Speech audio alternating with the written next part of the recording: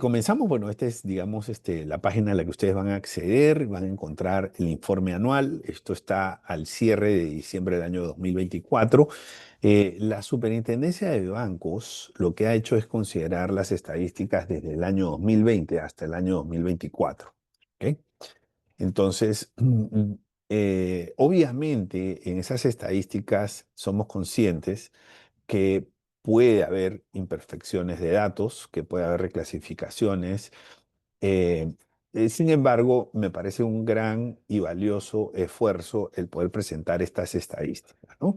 Nosotros sabemos, los que conocemos un poquito del riesgo operacional, entonces nosotros sabemos que aquí la data pues no siempre es totalmente íntegra porque hay eventos que no se han reportado y que no hemos logrado identificar, hay eventos que se han reportado mal, hay recuperaciones que no se han registrado adecuadamente en los momentos correctos.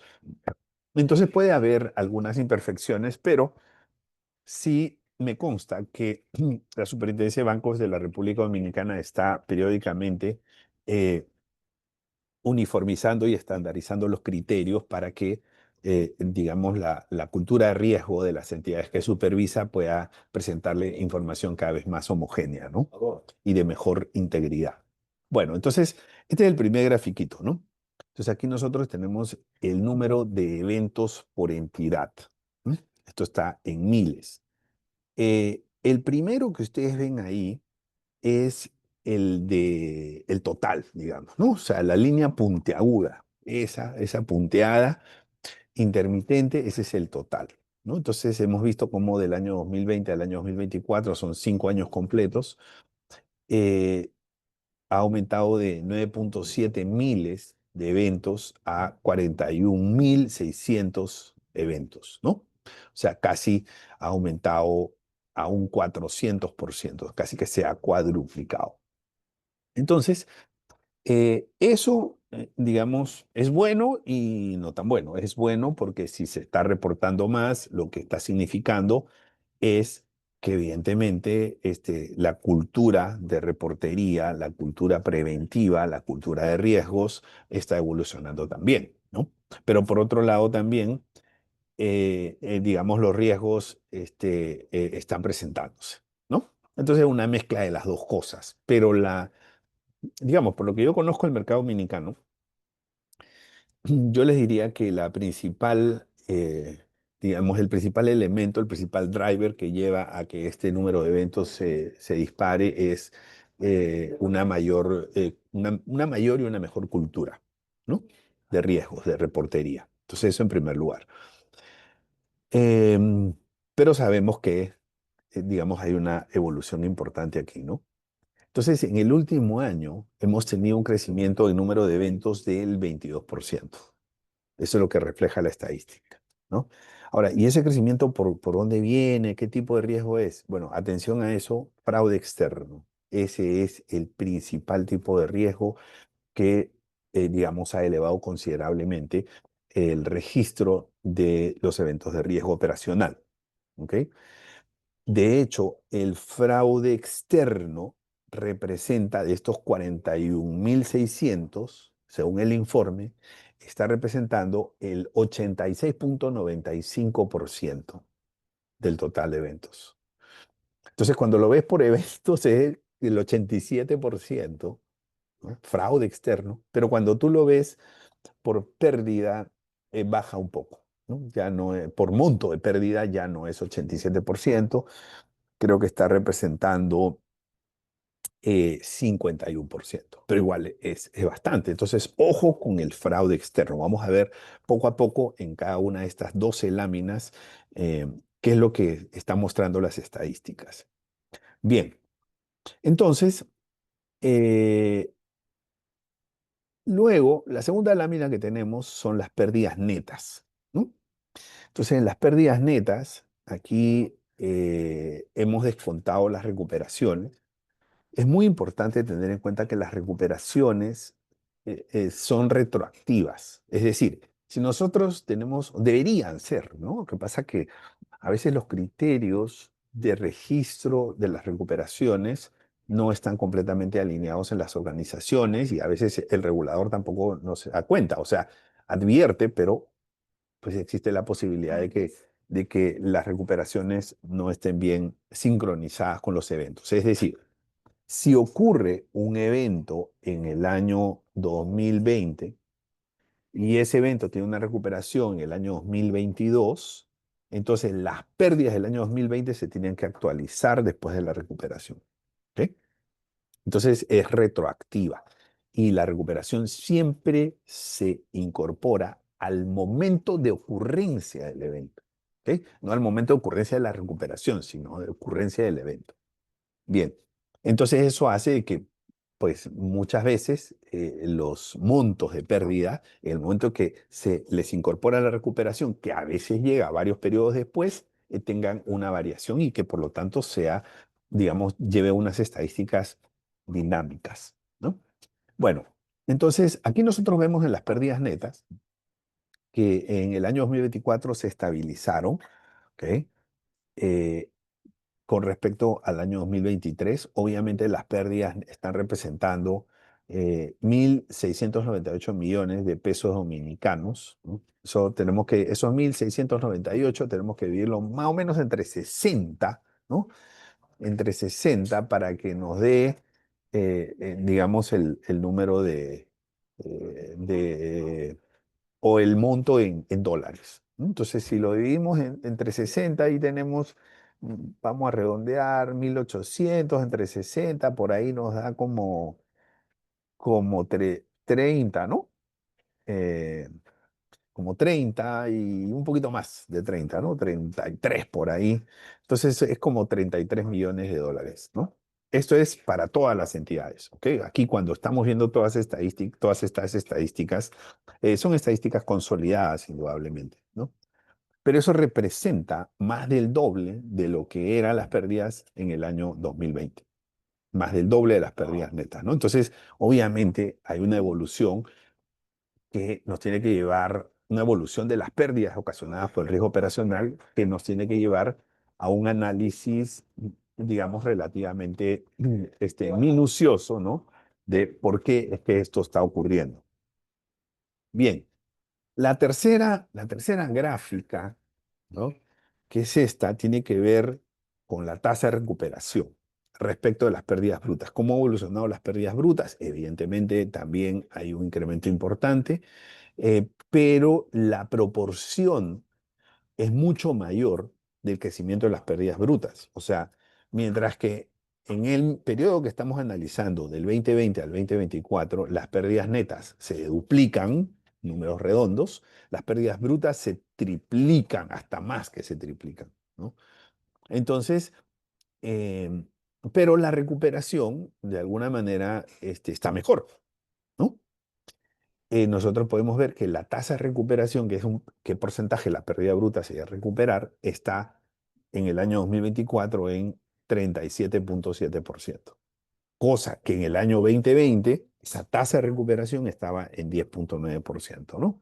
Entonces, ¿esto por qué? Básicamente porque, bueno, estamos implementando controles o las organizaciones están implementando controles, ¿no? Y todos estamos aprendiendo, o sea, esto es muy dinámico, estamos todos aprendiendo, cada día aparecen nuevos riesgos, nuevos mecanismos por parte de los defraudadores, nuevos canales, nuevas modalidades, nuevas metodologías de defraudación. Entonces tenemos que irnos actualizando y vamos aprendiendo, ¿no? Entonces, en ese aprendizaje que tiene que ver con la cultura, que tiene que ver con la implementación de controles, la tasa de recuperación se ha ido incrementando, ¿no? Un 37,7%. Eso es una buena noticia, ¿ok? Muy bien. Entonces, y es la tasa más alta desde que se llevan estas estadísticas. Ahora, cuando nosotros vemos la pérdida neta, ¿no? Por tipo de evento, entonces aquí viene, digamos, el dato importante.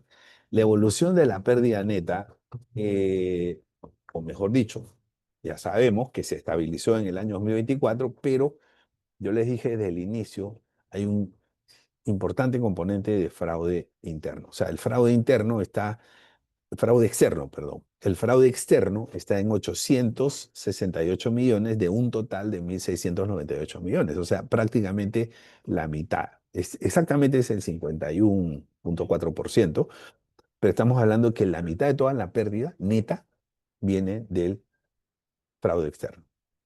¿Ok? Entonces, eso por un lado. Y por otro lado, el que está en segundo lugar en estas, digamos, pérdidas, es ejecución y gestión de procesos, ¿no? Que muestra unas pérdidas de 429 millones. La superintendencia lo que nos dice en su informe es que esto básicamente tiene que ver con errores de operación y con administración de sistemas, ¿no? Dentro de los elementos que han sido los principales drivers de esta materialización de riesgos en la ejecución y gestión de procesos. Si tú sumas entre los dos, 868, 429, estamos hablando de más o menos cerca de un 80%, ¿no? Entre los dos riesgos importantes. El fraude interno ha tenido un crecimiento, lo podemos ver por acá. El fraude interno es este, que ha crecido de 156 a 185, ¿no? Pero todavía sigue siendo, digamos, una parte menor, perdón, el fraude interno es este, el de 140, ¿no? Este otro que ha crecido a 185, ese es interrupción y fallos en los sistemas. La superintendencia nos dice en el informe que ese tiene que ver con algunos elementos vinculados a los softwares, ¿no? Entre otras cosas. Bueno, entonces, volviendo, estamos viendo la fotografía de las pérdidas netas de estos dos importantes riesgos, fraude externo y ejecución y gestión de procesos. Vamos con la siguiente lámina. Entonces, ahora se muestran las pérdidas netas por tipo de productos. O sea, cuáles son los productos que están siendo afectados, productos, servicios, ¿no? Entonces, y aquí aparece una figura importante, ¿no? Entonces, aquí aparece eh, este que ustedes ven aquí, este monto de 621. Aquí lo tenemos, ¿ok? Ojo, es de todo lo más importante, ¿ok? Y eso es cuentas de ahorro y corrientes. O sea, quiere decir que lo que más está sufriendo son las cuentas de ahorro y cuentas corrientes de los clientes, ¿sí? Principalmente desde los clientes, ¿no? Entonces, eso es lo que, digamos, por ese lado están llegando los golpes. Y por otro lado, este numerito que está por arriba de 496 millones corresponde a tarjetas de crédito, ¿no? Entonces, nuevamente, entre estos dos estamos viendo, entre los dos más importantes, estamos viendo pues aproximadamente un 60%, ¿no? Entre estos dos riesgos importantes, tarjetas de crédito y cuentas corrientes y de ahorro. O sea, cuando hablamos de cuentas corrientes y de ahorro, básicamente, eh, pues tiene que ver con consumos, ¿no? Bueno, más adelante lo vamos a ver que hay un, un canal por donde se está dando mucho fraude, que es el comercio electrónico, ¿no? Y eso está afectando tanto a tarjetas de crédito como directamente a las cuentas de ahorro y las cuentas corrientes. Bueno, entonces, ahora, ¿qué tal si vemos las pérdidas por canal? Que es lo que les decía. Entonces, ¿cuál es el canal que está golpeando más en términos de pérdidas? Bueno, el canal que más está golpeando es este. ¿Cuál es ese? Ese es comercio electrónico, el que está por acá. Comercio electrónico. Ese es el que más está golpeando. Es el número uno en la materialización de riesgos operacionales.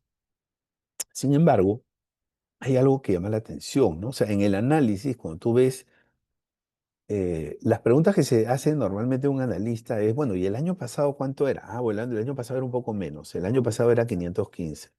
¿Y el anterior? No, el anterior no estaba. O sea, es un canal nuevo, ¿no? Pero es un canal nuevo que ha aparecido de manera, digamos, significativa, porque en su aparición, que está por acá, ¿no? Aparece como 515, aquí aparece como 722, rápidamente escala este año al número uno en términos de canales por donde se generan la materialización de riesgos operacionales, y ese dato es importante, porque eso significa que tenemos que ponerle atención a los riesgos operacionales en el comercio electrónico. Entonces, eh, cuando yo empiezo a ver, digamos, los fraudes que me han hecho o que me han intentado hacer, efectivamente, ¿no? Canales a través o consumos que supuestamente he hecho a través de Amazon, que supuestamente he hecho a través de Shane, por ejemplo, por ahí me llegaron unos que no pasaron felizmente, pero me trataron de hacer el fraude, ¿no? Entonces, por ese lado, por ese canal vienen, ¿no? O sea, vienen los consumos, que me imagino que hacen algunas compras que después las revenden los defraudadores, o sea, en fin, ellos deben de tener ahí sus mecanismos, ¿no? Pero eh, eh, por ese lado están llegando los golpes, ¿no? Ahora, eh, evidentemente, o sea, el fraude no se hace de un momento a otro. O sea, el fraude tiene varias etapas, sobre todo estos fraudes externos, ¿no? Entonces, la primera etapa es conseguir los datos de la tarjeta a la cual se va a defraudar, ya sea una tarjeta vinculada a una cuenta de ahorros o una cuenta corriente o vinculada a una tarjeta de crédito propiamente, ¿no? Entonces ahí lo que nosotros tenemos es que una vez que se consiguen los datos, después hay una segunda fase que es la comercialización de esos datos, ¿no? Que en el mercado oscuro, en el mercado negro, esto se negocia, se compra, vende, y después vienen los defraudadores que son los que ejecutan, ¿no? Y después lo que liquidan, ¿no? Entonces son como varias etapas en el fraude externo. Pero aquí estamos viendo claramente, por lo menos en la República Dominicana, y no creo que sea muy diferente en otros países, que la tendencia ya se está mostrando que el fraude externo es el número uno y dentro de la materialización de riesgo operacional, el canal de distribución preponderante, y mira que casi acercándose al 50% de las pérdidas netas, ¿no? Es comercio electrónico. También hay otro tipo de fraude vinculado al comercio electrónico, de comercios que no existen, ¿no? Entonces salen en las publicidades por internet o por las redes sociales, unos zapatitos, unas camisitas muy lindas, te dice cómprate, lo llevamos a tu casa y eso no existe, ¿no? Entonces eso también está dentro de este rubro. Entonces, bueno, eh, ¿qué más podemos ver? Ahora vamos a enfocarnos en tarjeta de crédito, porque es un producto muy sensible y ese, en mi opinión, es probablemente el producto favorito de los defraudadores externos, ¿no? Entonces, tarjetas de crédito. A ver, por aquí lo que nosotros tenemos es una reducción ligera en las pérdidas de fraude de tarjetas de crédito, ¿no? Digamos en el año 2024, ¿ok? Hay algunos altibajos, o sea, no se puede cantar victoria porque ya cuando uno analiza las estadísticas, uno ve los altibajos, o sea, primero sube, después baja, después sube, después baja, o sea, esto tiene altibajos en las pérdidas netas, y tiene que ver pues con cuantías, tiene que ver con cuantías de pérdidas, pero de pérdidas brutas, pero también tiene que ver con recuperaciones. ¿Ok? ¿Y por qué se dan estos altibajos? Porque los defraudadores traen un modus operandi, nosotros identificamos ese modus operandi, hacemos los cambios, mitigamos los riesgos, y mientras nosotros estamos aprendiendo y entendiendo su modus operandi, ellos están cambiando de modus operandi para encontrar nuevas formas. Entonces ahí es donde vienen los altibajos. O sea, primero ya sabemos por dónde atacan, nos defendemos, y cuando saben que nos estamos defendiendo bien, buscan otra forma de atacarnos y así sucesivamente. Por eso es que se dan estos altibajos. Yo les recomiendo siempre, para conocer estos modus operandi, conversar dentro de la industria, ¿no?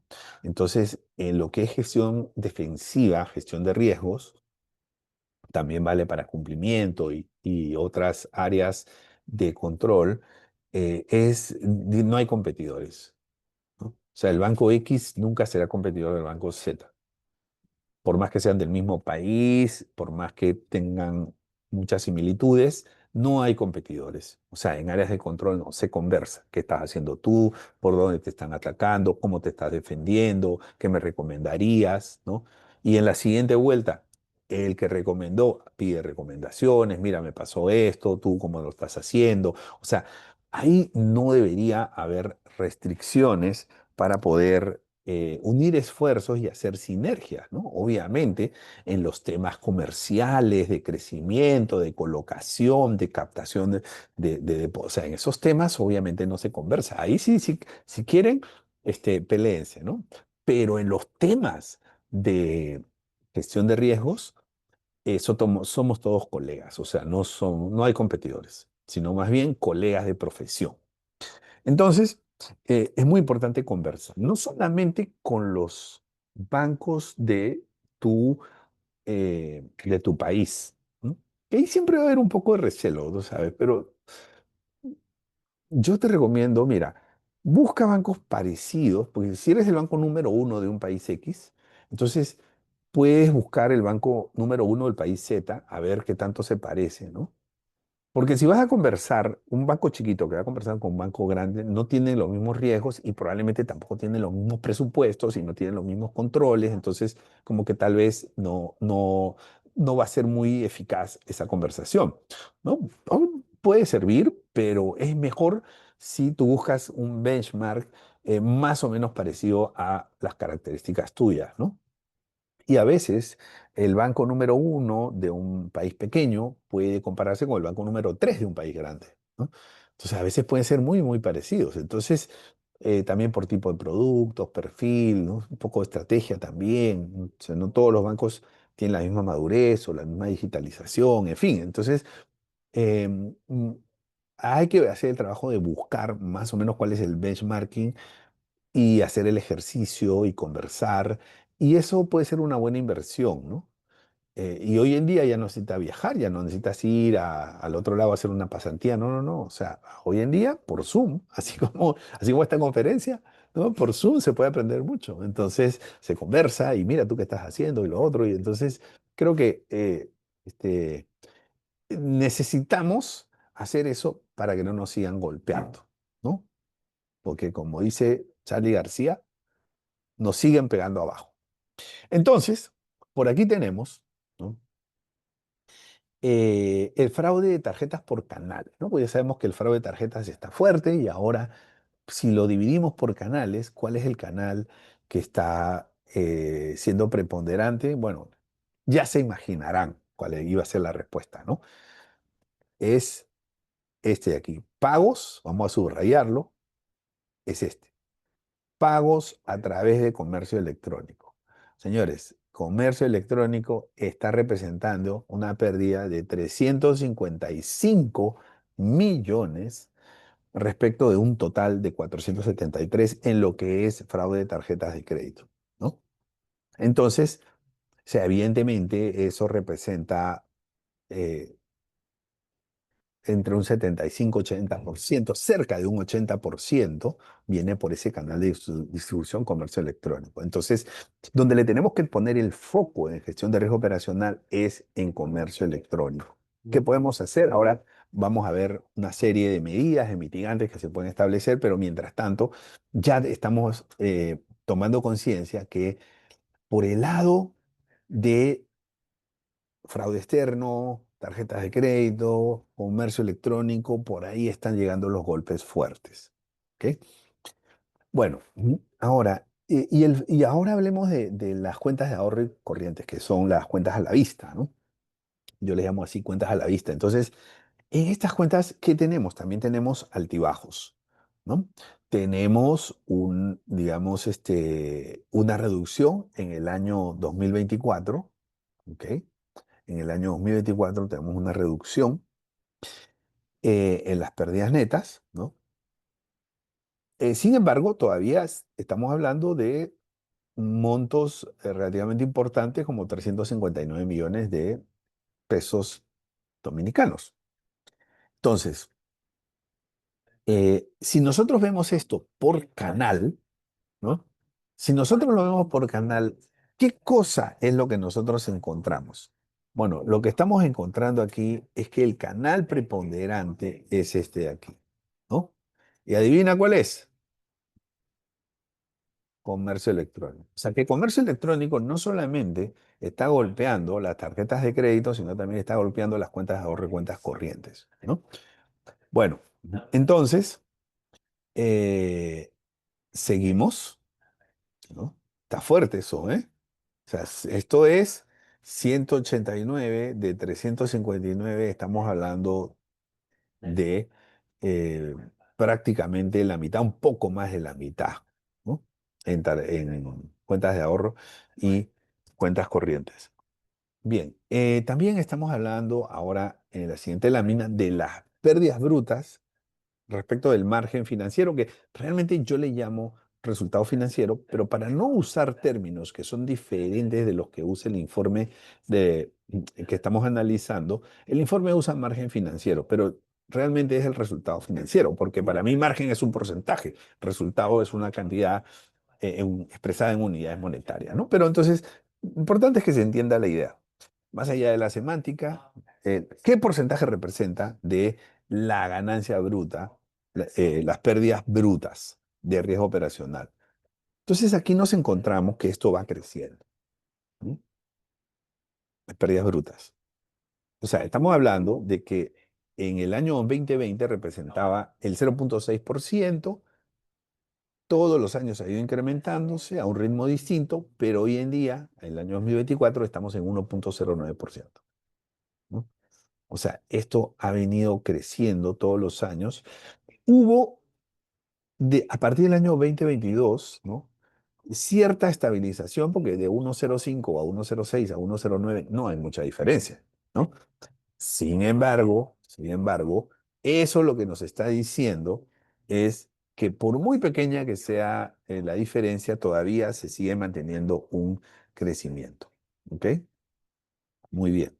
Ahora, ¿qué es lo que pasa? Si todos los años está creciendo, esto está creciendo a un ritmo del 23% anual, las pérdidas en dinero. Pero este porcentaje de pérdidas brutas, no en dinero, sino como porcentaje del resultado, también está creciendo. ¿Qué significa eso? Pero obviamente los resultados están creciendo. Entonces, si los resultados están creciendo y las pérdidas brutas están creciendo, las pérdidas brutas están creciendo más. Esa es la razón por la cual el nivel, el cociente, cuando lo medimos en porcentaje, está creciendo. Porque el numerador, que son las pérdidas brutas, está creciendo más que el denominador, que es el resultado financiero bruto. ¿Ok? Entonces, hay que recuperar eso como fortaleciendo los controles y los mitigantes. ¿Ok? Bien, entonces, ahora, cuando nosotros lo vemos por entidades, ¿no? Eh, digamos, el total, sistema financiero son las líneas rojas que están, digamos, de manera intermitente, punteaditas, estas rojas, estas que vamos a señalarlas, ¿no? Entonces, estas que están por aquí, estas rojitas que terminan aquí, ¿no? Ese es el total. Los bancos múltiples son esta línea negrita que está ligeramente por encima, casi que tiene, se podría decir que son muy representativos. Y tenemos también las asociaciones que son las que llaman la atención, que son esta línea como verde, ¿no? Entonces, ¿qué pasa? Aquí hay una pendiente muy pronunciada, una tasa de crecimiento muy alta, ¿no? Entonces, esto llega, este ritmo, que aquí no sale en el gráfico, pero esto llega a 1,91%. ¿Ok? O sea, que en este periodo, ¿no? Porque lo que pasa es que aquí está el año 2024. ¿Ok? Entonces, ¿qué significa? Que en 5 años se ha prácticamente triplicado en términos de porcentaje. En términos porcentuales, en términos relativos, se ha triplicado. Entonces aquí hay, pues, si yo estuviera en una asociación, yo le pondría mucho ojo a esto. Creo que debería ser el principal énfasis que le deberían dar a, a estas pérdidas las asociaciones. Es probable que algunas asociaciones tengan, digamos, una necesidad de mejorar su cultura de riesgo y sus programas de mitigación, y todavía manejen algunas vulnerabilidades que estarían siendo aprovechadas por los defraudadores, ¿no? Porque claramente hay mucha notoriedad en el nivel de pérdidas que están teniendo las asociaciones de ahorros y préstamos, ¿no? Que son, hay algunas que son más grandes que bancos, ¿eh? Algunas que son grandísimas, pero hay otras que no son tan grandes, ¿no? Y por ese lado podrían venir, digamos, las oportunidades de que puedan mejorar estos elementos que las están llevando a tener pérdidas. Bueno, entonces, eh, para concluir, ¿no? O sea, yo les diría, bueno, primero que el fraude externo ha alcanzado mayor importancia, ¿no? 87% de los eventos, señores. O sea, ese es fraude externo, ¿no? Sí es verdad que en términos de las pérdidas están representando como la mitad, el 51%. Y es porque probablemente hay algunos intentos de fraude que son cuantías pequeñas. Ustedes saben que los defraudadores tienen su modus operandi, ¿no? El primer fraude no es por $1.000. El primer fraude es por $20 o por $30. Y algunos los hacen por $1, ¿no? A ver si la tarjeta pasa o no pasa. Em, entonces hay muchos que tienen una cuantía baja, ¿no? Recordemos que aquí estamos hablando de eventos, ¿no? En términos de eventos, los que generaron pérdida o no, estamos en un 87%. Fraude externo. Ojo al fraude externo. Dos, crecimiento de fraude a través del comercio electrónico, ¿no? 43% de las pérdidas netas. ¿Ok? Entonces, mucha atención porque por ese lado están llegando los golpes. Tercero, se han reforzado los controles. O sea, evidentemente sí, y les voy a poner un listado de controles que identificó la Superintendencia de Banco, que les puede servir a ustedes como una especie de checklist para que vean si eso les puede funcionar a ustedes o no. Check, check, check, check, lo estamos haciendo, no lo estamos haciendo. Yo lo que haría sería, los pondría en un Excel y digo del 0 a 5 qué tanto me sirve y del 0 a 5 qué tan bien lo estoy haciendo, ¿no? Y en función a eso, le hago un pequeño estudio y le presento un plan a mi comité para reforzar, porque ya sabemos por qué lado vienen las tendencias, ¿no? Entonces, primero, el fortalecimiento del control interno. Aquí, digamos, la superintendencia nos presenta, este es un listado que yo he tomado textual del informe, ¿no? Entonces, obviamente nos tomaría mucho tiempo desarrollarlos uno por uno, pero eh, en esencia necesitamos poner controles, ¿no? Entonces, y estos controles tienen que tener, en mi opinión, tienen que estar basados en riesgos, ¿no? Es decir, a todos nos puede parecer una buena idea que un consumo de tarjeta de crédito se valide a través de un token, ¿no? Un token que el más conocido es el OTP, One Time Password, ¿no? En donde si yo voy a consumir en Amazon, entonces me mandan un OTP por SMS o por correo electrónico, entonces me sale un código, yo ingreso el código y entonces así verificamos que el, el que está haciendo el consumo es realmente quien tiene que hacerlo, ¿no? El dueño de la cuenta. Entonces ese es el one time, pero eso hay que hacerlo con mucho criterio, ¿no? ¿Por qué? Porque no se lo puedes poner a todos los casos, ¿no? Hace poco yo estoy aquí eh, en un hotel y la ciudad de Múnich, y entonces tomé una soda, ¿no? Que quería probar porque es una soda alemana especial. Entonces tomé la soda y me tocó pagar 2,9 euros. Entonces no me pueden poner un one time. password, ¿no? Por 2,9 euros. O sea, no tiene sentido, porque eso no representa mayor riesgo, ¿no? Entonces, yo pensaría diferente, yo pensaría una alerta de consumo. Eso suena mejor, ¿no? O sea, el control es como posterior, ¿no? Has consumido 2,9 euros en la cafetería del hotel tal. Entonces, eh, es muy importante que los controles vayan acorde con los riesgos, ¿no? Entonces, eh, el, eh, toda tokenización o control que se ponga para una verificación tiene que ir acorde con lo que nosotros, con el nivel de riesgo que nosotros hemos establecido. Yo les puedo dar algunas recomendaciones, ¿no? Yo les puedo decir, miren, hasta pueden hacer un scoring de riesgos para medir el nivel de riesgo de una transacción en comercio electrónico. Primer elemento importante, la cuantía, ¿no? Eh, digamos, los defraudadores no te van a querer hacer los fraudes por 2,9. Tal vez 2,9 va a ser el primer consumo, ¿no? Pero eso es como para probar si la cosa está funcionando o no. Pero los defraudadores te van a querer hacer un consumo por 2.900 euros. ¿Ok? Entonces, la cuantía. La cuantía es un elemento que, de acuerdo con las políticas de gestión de riesgo operacional, debería considerarse como factor para una autenticación doble o incluso triple. ¿Ok? Una doble autenticación, triple autenticación, lo que tú quieras, en función, pero tiene que ir en función del riesgo. ¿Ok? Otro control podría ser poner unos límites, que la misma superintendencia menciona que varios bancos están poniendo límite por día, límite por transacción, ¿no? O sea, en fin. Pero cuantía es, para mí, un primer criterio.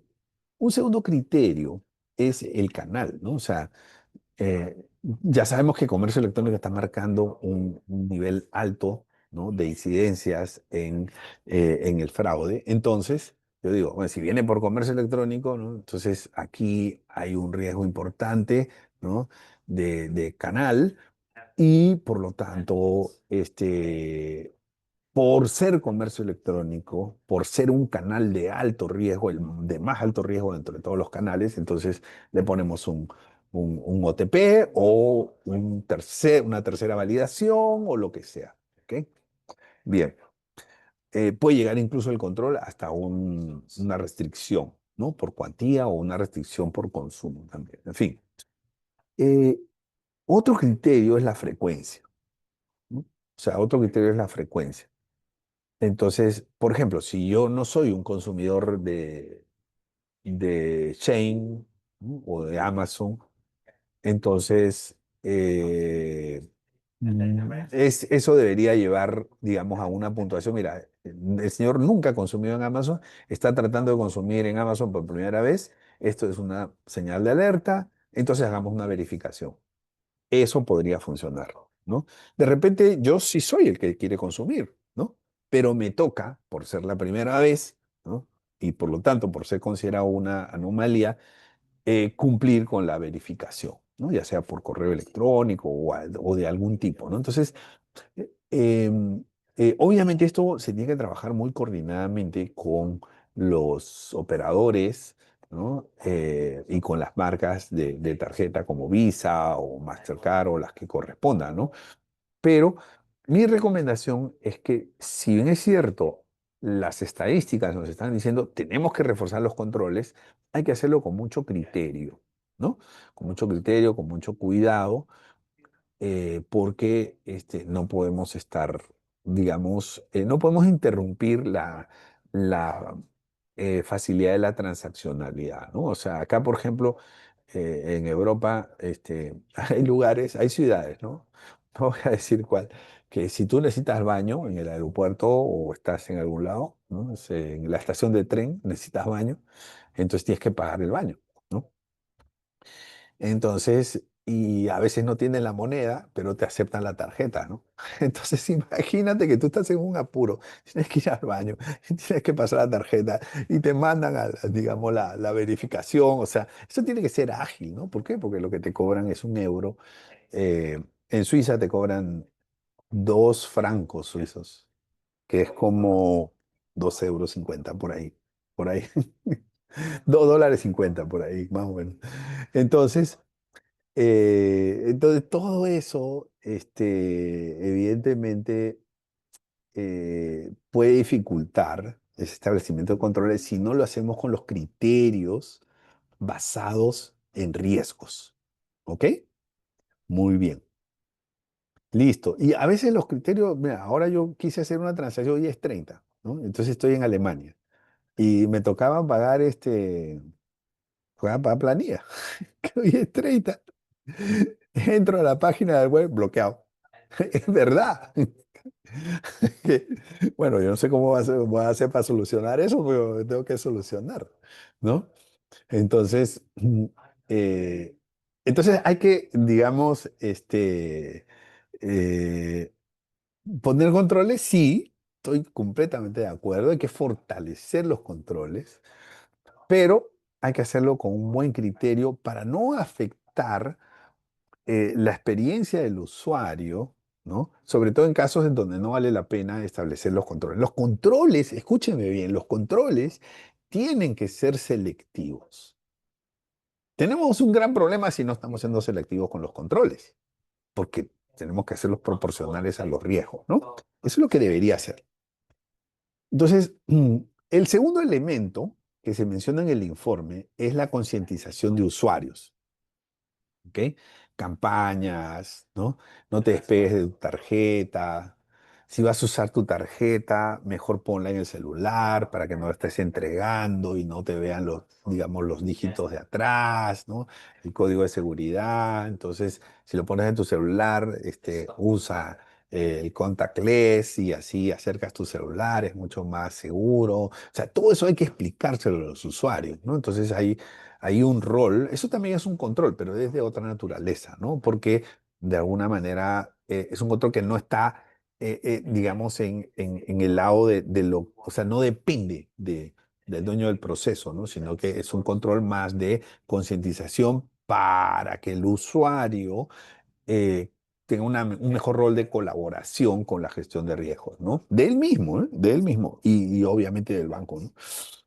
Entonces, eh, iniciativas para, para concientizar sobre educación de importancia de no divulgar los códigos, ¿no? O sea, así hackean muchos WhatsApp, ¿no? O sea, hay gente que te dice, mira, que estoy haciendo una compra, no sé si me puede hacer un favor, que no sé qué. Alguien que se hace pasar por otra persona, mira, te va a llegar un código, entonces ayúdame con esto porque estoy en otro país y no sé qué, y entonces tengo que dar algún número para que me funcione, o se me ha perdido el celular, cualquier cuento que te trae con la inteligencia social del defraudador, entonces el usuario tiene que estar preparado. No, si me llega un código, ese es mío.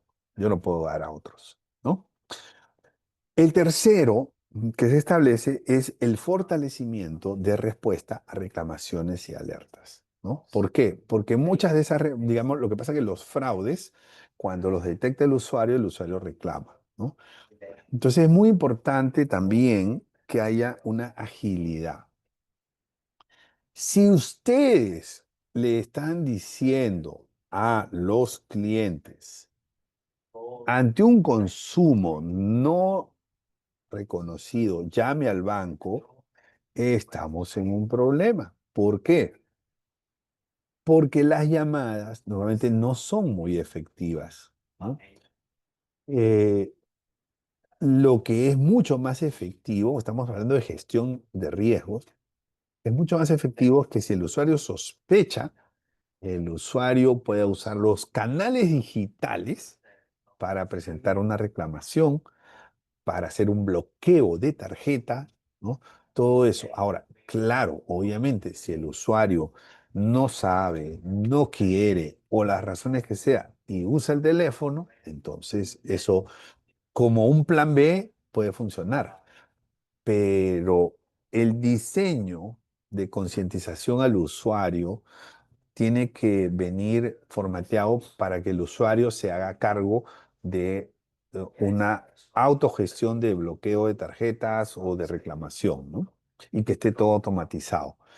Entonces, ¿por qué? Porque imagínate, digamos, un colapso del call center, dificultades, está en otro país y se le dificulta llamar al número, o sea, hay muchas razones, ¿no? Entonces, tiene que haber un canal digital.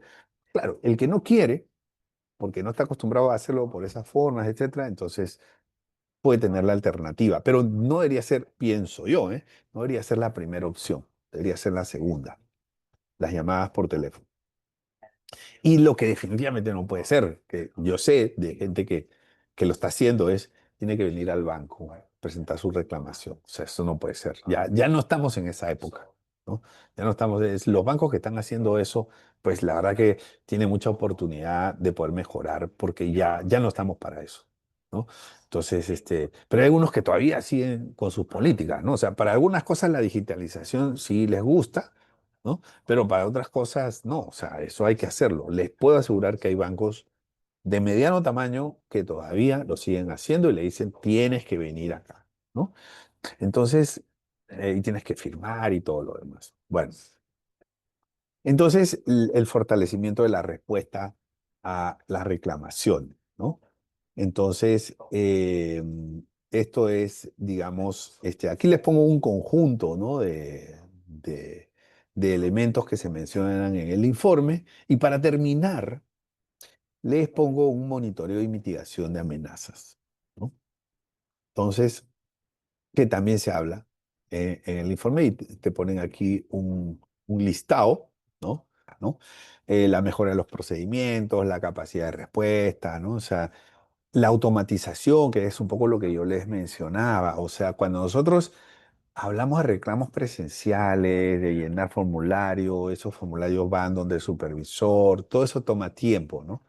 Entonces, y los tiempos son valiosos, primero, porque le cuesta a la organización, o sea, a su organización les cuesta, y segundo, por la experiencia del cliente. O sea, el cliente quiere respuestas rápidas, ¿no? Si yo creo que me han defraudado, entonces yo entro a la aplicación, le doy clic a un botón que dice bloqueo temporal de tarjeta, ¿no? Y ya, y se resolvió. Y se me va toda la incertidumbre, entonces mejora la experiencia, ¿no? Muy bien. Y se menciona también el manejo de recuperaciones con comercios, ¿no? Cuando nosotros hablamos de las concientizaciones, esas concientizaciones, si bien es cierto, va con los usuarios de las tarjetas, también es importante hacer las concientizaciones con los comercios, ¿no? Porque los comercios forman parte del proceso, no te puedes olvidar de los comercios, ¿ok? Muy bien, entonces finalmente el monitoreo y la mitigación de amenazas, ¿no?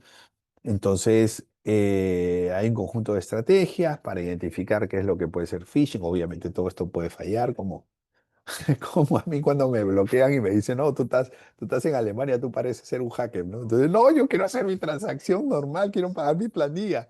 Entonces, esas cosas pueden pasar, ¿no? Pero siempre habrá alguna forma de poder resolverlo, ¿no? Muy bien. Pues amigos y amigas, eso ha sido todo por hoy. Muchísimas gracias. Nos vemos.